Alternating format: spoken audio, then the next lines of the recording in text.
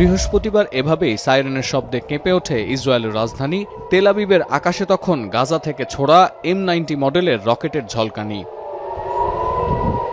গেল দুদিন ধরে গাজায় চলমান ইসরায়েলি নৃশংসতার প্রতিবাদে বৃহস্পতিবার তেল আবিবে রকেট হামলা চালিয়েছে হামাসের সশস্ত্র শাখা কাশেম ব্রিগেডস।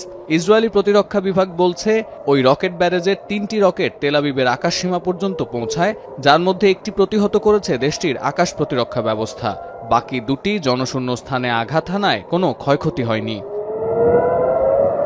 টাইমস অফ ইসরায়েলের তথ্য বলছে, সাইরেনের শব্দে বিভ্রান্ত হয়ে নিরাপদ শেল্টারে সরে যাওয়ার সময় তেল আবিব ও জেরুজালেমে অন্তত 13 জন আহত হয়েছেন।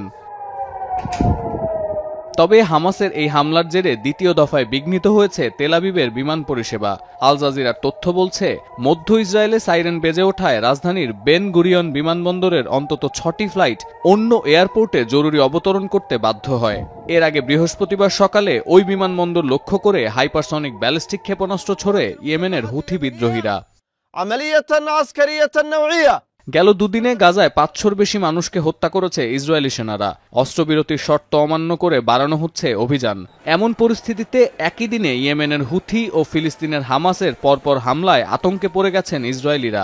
জিম্মিদের ফিরিয়ে আনতে ব্যর্থ হওয়ায় নেতানিয়াহু প্রশাসনের প্রতি ক্ষোভের পাশাপাশি অভিযোগের তালিকায় যোগ হয়েছে জাতীয় নিরাপত্তার প্রশ্ন।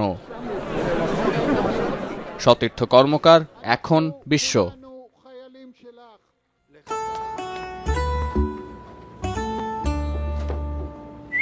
এই ঈদে জুয়েলারি ক্লোদিং এ বিকাশ পেমেন্টে ডিসকাউন্ট।